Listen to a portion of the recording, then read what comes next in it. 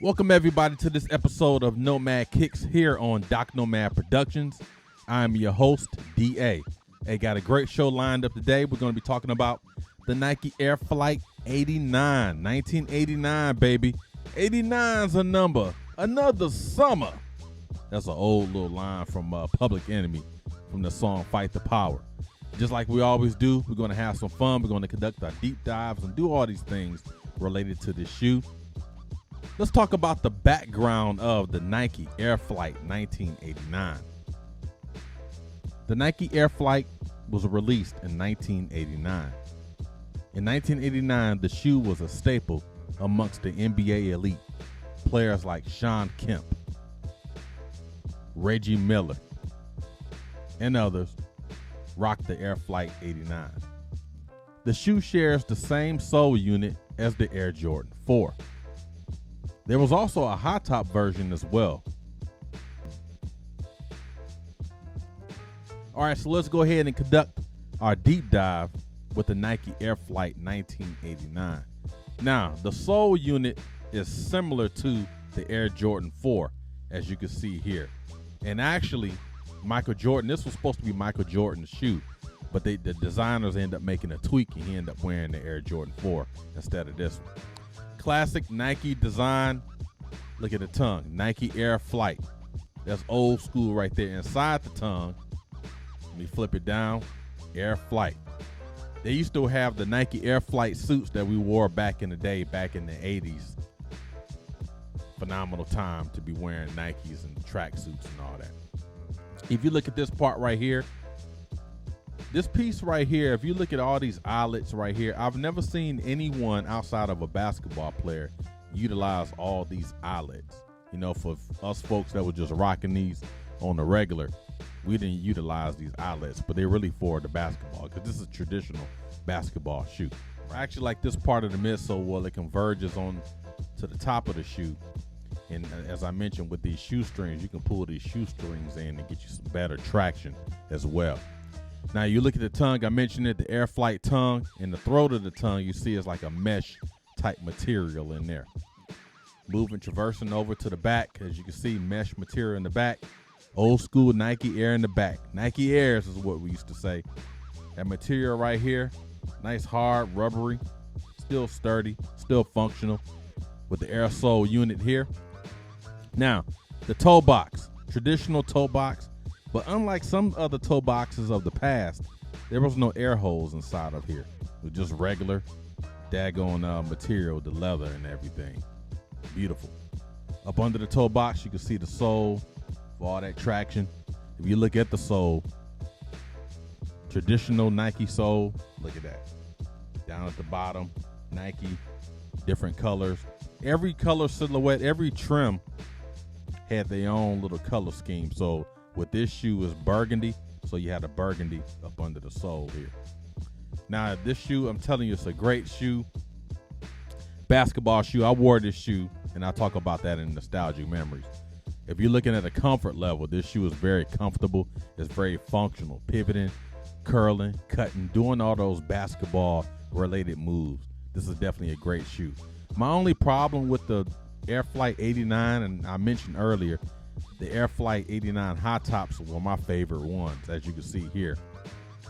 But if you look at this, the low top, I was never a mid type person. We never called them mids, we called them 3/4. I was never really a 3/4 type person. I always liked high top shoes. But you look at this mid, this 3/4 here, it protects your ankle, but not as much as the high top version would, right? But again, just kind of just versing this shoe around.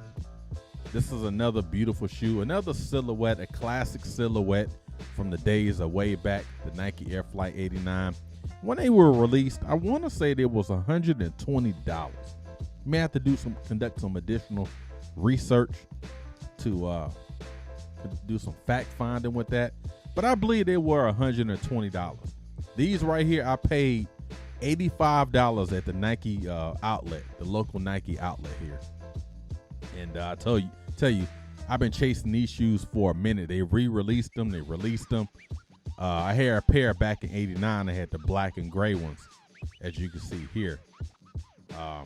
But this one here, I chased it Finally got it. Bought these probably about a month, maybe a couple of months ago. Haven't worn them yet. I need to start wearing these. You know, it's starting to get chilly outside, but I got to get ready to rock these. I got to find something to wear with it. But again, 1989 Air Flight Nike Air Flight. Great shoe, great shoe. Now, we talk about nostalgic memories. I have so many nostalgic memories. I'm not going to go into all of them, but when I think about this shoe, the Air Flight 89, I think about the summer of 1989. I think about going to middle school, my last year of middle school, and guys were wearing these Air Flight 89s, not this color, because I don't remember this particular trim, this color scheme that was out back then. But nonetheless, guys were wearing these shoes. Basketball players, the athletes is what we call them. Even some of the females are wearing them. It just remind me of a time in middle school rocking shoes. I mean, because I grew up in Detroit, and you know, sadly to say, we judged people on their shoes. We judged people on do they have the latest shoe? Is the shoe clean? You know, is the shoe serviceable? And guys and gals, they would laugh at you, you know, for the poor and unfortunate who didn't have them. You know, back in them days, we did it. I did it all too. But then as I matured, I realized, hey, you shouldn't be laughing at people. But back then, you know, you just, hey, man, I'm just a kid in middle school. And we was rocking these, man. I'm telling you, this bringing back so many memories with this Nike Air Flight 89.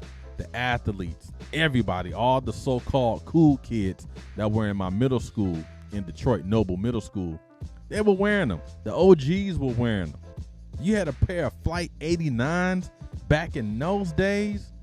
Man, I tell you, the only thing I didn't like about these 3/4 here, I enjoyed the high tops. The high tops were so much better. Now I had a pair of the 3/4, but to me, I enjoyed the high tops so much better.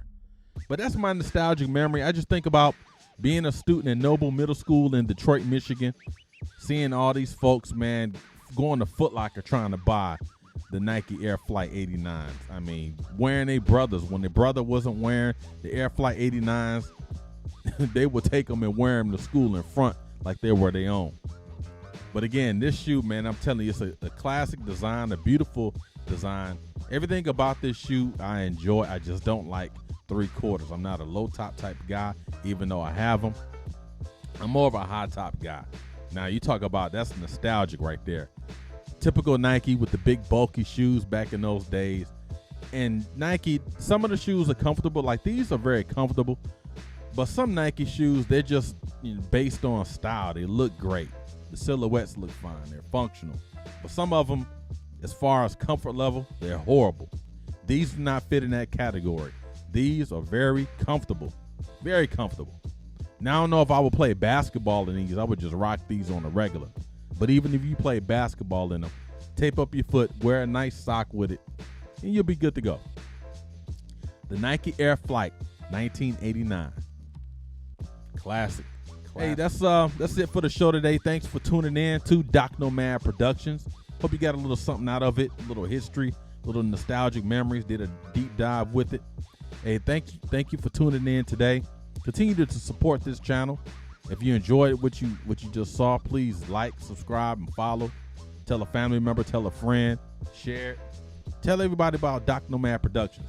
I got the Nomad Cast on here. I have Nomad Kicks on here. 2 shows, 1 channel. Thank you guys for tuning in.